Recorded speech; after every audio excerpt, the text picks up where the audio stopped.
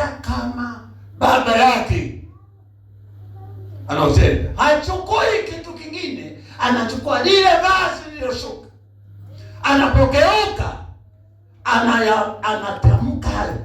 Yuko wapi Mungu wa Elia? Anapiga maji yanaacha njia. Nataka nikwambie hivi, kuna katika kanisa hili kuna watu watamfanania mchungaji wao mpaka askofu wao.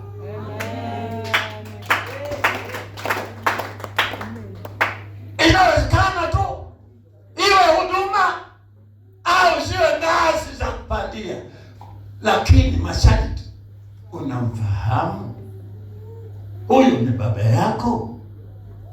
Je, amewahi weka mikono kwako akakwambia jambo lolote? Tukitoka hapa unaweza kutuambia jambo lolote, aliniambia hivi, usione hivi, nimefika hapa ni kwa ajili ya baba yangu. Sasa kuna watu wazuri sana katika kanisa wanamwogopa mchungaji, sio unyenyekevu, ila kama na dhambi ogopa sana. Lakini kama na dhambi ndio mahali pakula na kunywa vitu ili mchungaji ajaze ndani. Bwana asifiwe. Shetani anaogopana sana watu waliokoka kwa sababu anajua madhara yake. Wewe unaogopa nini? Wengine hata ukimwambia wewe mbona unasali, nasema sijakuona, nisingekusalimia. Anatengeneza uongo. Lakini uongo unaua. Bwana asifiwe. Angalia, maji yanagawanyika, yanatengeneza njia kama yalivyotengenezwa wakati Elia yupo, walivuka, maana alikuwa nyuma. Unajisikiaje kama wewe Mungu anafanya mambo makubwa kupitia maisha yako kama ulivyokuwa unaona kwa baba yako? Ni shauku yangu wewe kumfanania kiongozi wako, mchungaji wako katika roho. Vitu vitokee, alafu uendelee kubarikiwa. Unajua kuna kufanikiwa, lakini zaidi ya kufanikiwa kuna kustawi. Ndivyo hatua za kiroho. Wengine wamekaa pale pale, anakuwa ni yule yule, yeye yule. Wewe ili ubadilike ni kujenga mahusiano mazuri na yule ambaye anapokea kwa Bwana, wewe unapokea kwa mtu. Lazima kubali kwa mtumwa wa mtu. Lazima. Kwa hiyo ndani wakati Elisha anatembea na Elia anamwambia huyu kijana wake, walikuwepo watu manabii wanamwambia hivi, unajua baba yako ataondolewa kwako? Akasema najua. Nyamazeni, maana yake msinipige kelele. Tunaweza kuokoka pamoja na tukatoka kanisa moja na mchungaji ni mmoja, lakini ukashangaa matendo ni tofauti, vipawa tofauti. Afadhali kama matendo ni mazuri. Wengine anaanza kumsema vibaya mchungaji, wengine wanawasema vibaya wazee wa kanisa. Wazee wa kanisa ni nyenzo za mchungaji, ndio wanabeba, wanamwinua nani. Wapo wale wanaongoza idara, wapo hapa kama watu wanaopanga majeshi namna ya kumaliza vita, ili agizo la Bwana litimie. Ni hao wa chini wanatekeleza mahali ambako Joshua yuko. Amina. Lazima tufike mahali ambapo mchungaji anatamani. Kitabu cha Rumi 1:11 Paulo anawaambia anatamani sana kuwaona washirika wake ili awape karama. Unaona, ni maneno mepesi.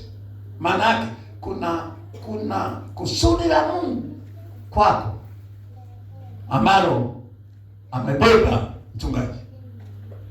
Sio unasali tu wala upotezi wakati. Iko jambo na sijui, ningekuuliza kwamba leo wangapi wamemsalimia mkono mchungaji ambaye tunasema mchungaji huyo? Wangapi?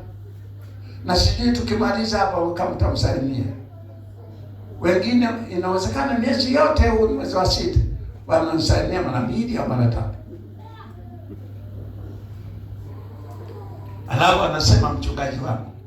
Kweli.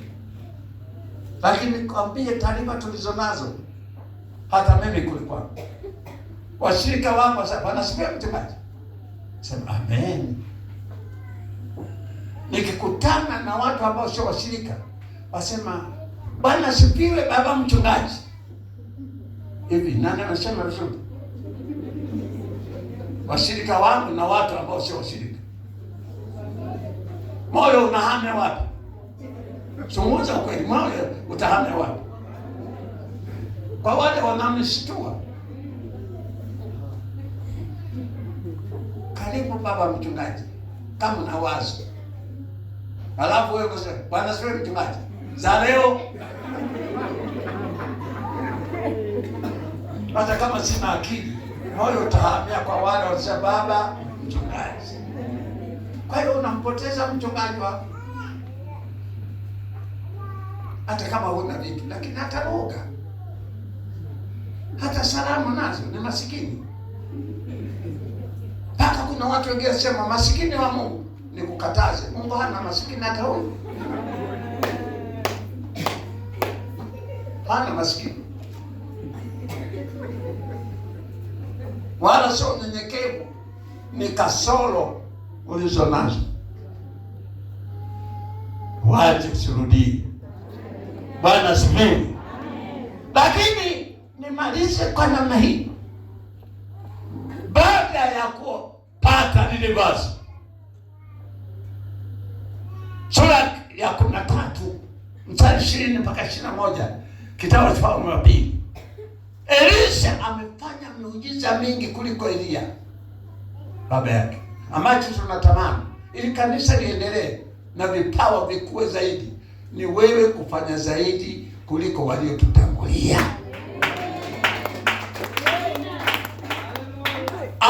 Biblia inasema Elisha alikufa ugonjwa.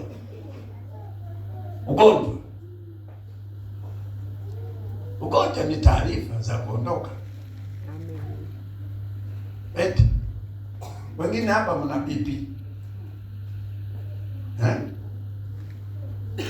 au kisukari. Hizi ni taarifa za kusema wakati umesogea.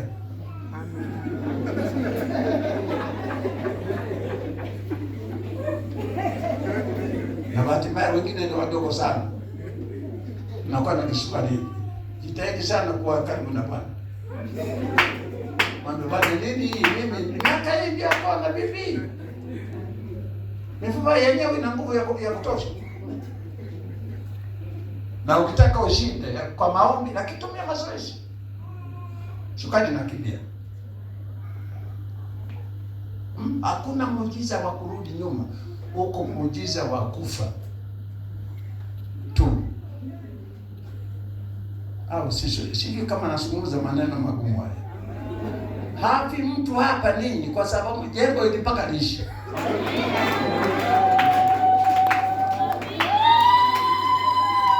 Na wengine mtapona magonjwa yote kwa sababu mtajenga. Ukiwa mwaminifu hapa, ndipo utapona magonjwa. Wala hakuna kusika mtu hapa mpaka nyumba iishi. Kwa Mungu hakuna kujenga. Hapa tunajenga. Usitoroke. Tumegoma kufa kwa nyumba mpaka hii ishi. Mpaka tupandishe, mpaka tukate miti tujenge. Sasa sura 13 mstari 20:21 vinasema Elisha akafa kwa ugonjwa wake, wakamzika. Ninashukuru sana, kifo hakina bingwa, kifo hakina mpumbavu, kifo hakina mwenye akili, kifo hakijali una hela. Ndio maana Yesu alisema msijiwekee hazina yenu duniani, jiwekeeni wapi? Mbinguni. Na niseme neno hili linakuja, kama unajua utaenda mbinguni, utakuwa mtoaji wa sadaka vizuri, maana Biblia yangu inasema hazina yenu ilipo ndipo na moyo wako. Ila kama utakwenda usitoe, maana utaliwa. Kula mandazi na vibamu kwa sababu huko wewe kule kumtolea Bwana matoleo ni kama nini? Unabii.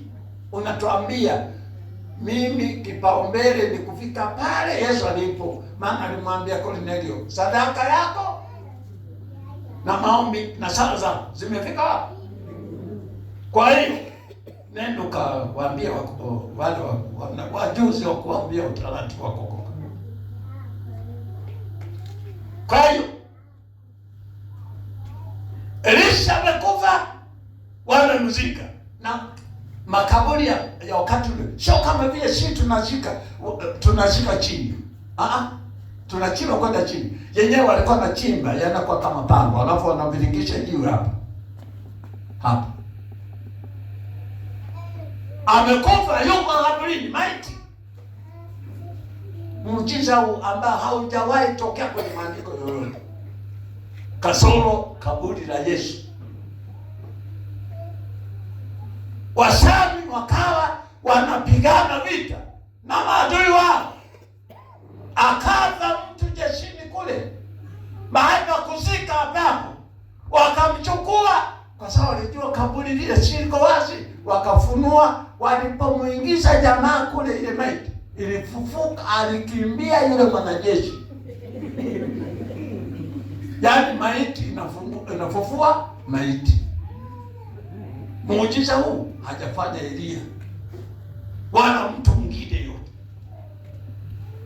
Kwa hiyo inawezekana wewe kizazi hiki, Yesu amesema unaweza ukafanya mambo makubwa na zaidi ya yale ambayo ni ya kawaida. Tunatazamia mambo makubwa yatoke kwako.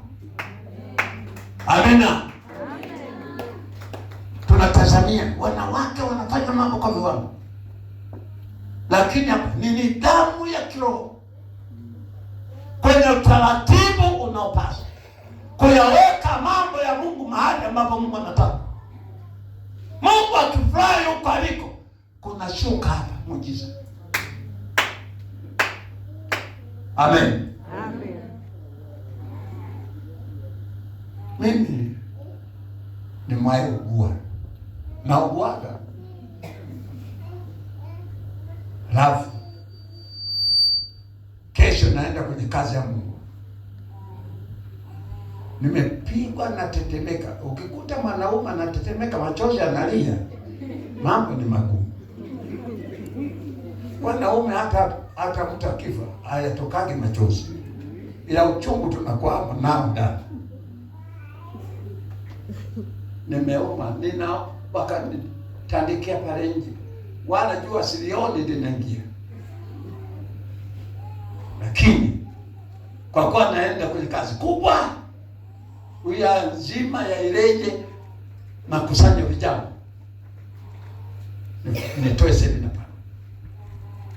Nilipokuta naona hali ni kama inaendelea, ukikuta mtu anauma anakataa hata mayai kula, kaa karibu na mgonjwa huyo. Yaani mayai anakataa, kaa karibu na mgonjwa. Nikakuta mayai anagoma, nimelala. Nilijua hapa ni hesabu ya kutoa tu.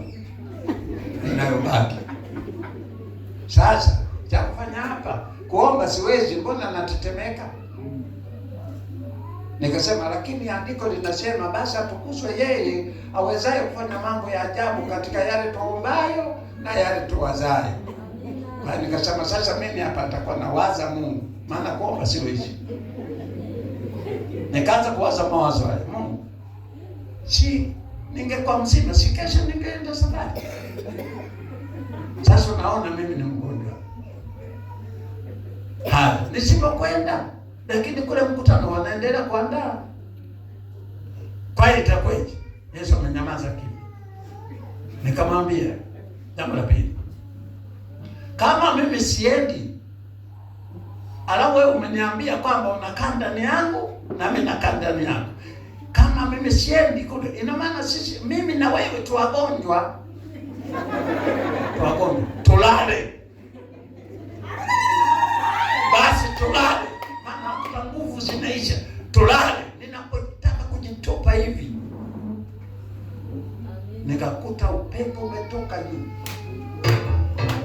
Unatoa homa yote mpaka chini.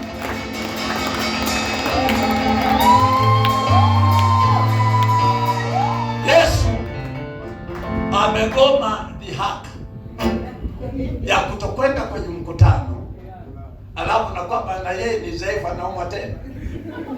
Aliyekufa na kufufuka amepanda juu, alafu mimi namshusha. Sasa wewe bwana na mimi tu wagonjwa tulale. Alikataa.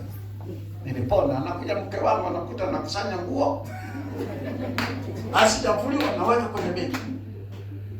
Sasa kafikiri homa imepanda wapi? Kakimbia na kuja, wewe nini? Nikasema wewe acha. Nini? Nikasema nimepona. Sasa kama umepona, kwa nini nachukua nguo unaweka huko? Nikasema kesho safari mpaka nikasema ukinikataza kesho nazika mtu hapo. Akasema haya. Haleluya. Kesho asubuhi nikabeba nguo hivyo zinakwenda kufuliwa kule. Si Mungu ni Mungu wa majeshi. Nikafika kule. Nilimuona Mungu akifukua mambo ambayo yalikuwepo pale. Mungu anatenda mambo. Kwa hiyo shetani asikukwamishe, tambue Baba yako. Kaa miguuni pake. Pata mashauri pale. Kama mambo hayaendi, mwambie niombee, mimi hapa ndio nimefika mwisho. Hayaendi, niombee. Alafu yakiendelea kusumbua uje uniambie, mchungaji, hata baba yangu naye ameshindwa. Bila usiende kwa mganga wa kienyeji. Rudi tupe taarifa. Tuungane kwa kuomba. Amen. Amen. Iko baraka yako kwa baba yako. Kama nateseka ni wewe.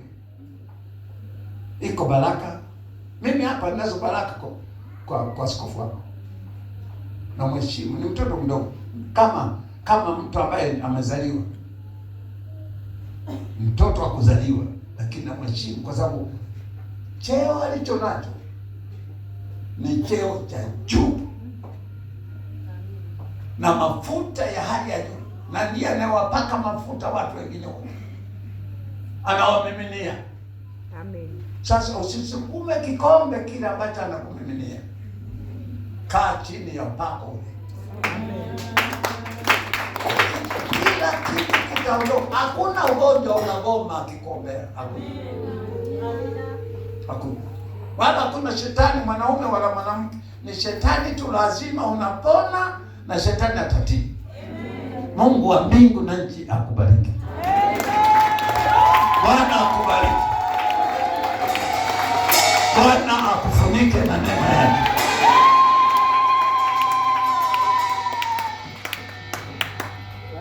Baba, katika jina la Yesu, ninakushukuru wewe Mungu wa mbingu na nchi, uliye Mungu wetu. Tumekusanyika hapa kwa utukufu wa jina lako, kwa kuwa umetuchagua, umetufanya kwa wateule wako. Asante Mungu, ulituponya wakati uliopita, ndiye mponyaji sasa. ndiye unayetuponya kwa wakati ulioko mbele yetu. Umesema ya kwamba wewe ndiye njia, kweli na uzima. Chini ya mkono wako tutakuwa salama. Maneno yako nasema unaandaa meza mbele ya maadui wetu, na kikombe chako kinafurika. Tunatazamia ushindi, katika ushindi wa msalaba, kwa upendo na haki inayotoka kwako Baba, katika jina la Yesu. Bariki maneno haya, bariki baba yule, bariki mama yule, bariki kijana yule, bariki binti yule. Ondoa kila kitu ambacho kinaingilia na kuharibu maisha yake Baba, kwa utukufu wako. Tumekuona ukiponya na kuokoa na kuganga na kufariji. Neema yako na iwe juu ya watu wako wote na kwa kanisa lako lote, wanapoingia na kutoka katika nyumba zao. Bariki kazi za mikono yao. Uwepo utukufu kwako Mungu wakati unapowafanikisha na kustawi. Kwa jina la Yesu Bwana na Mwokozi naomba, amen.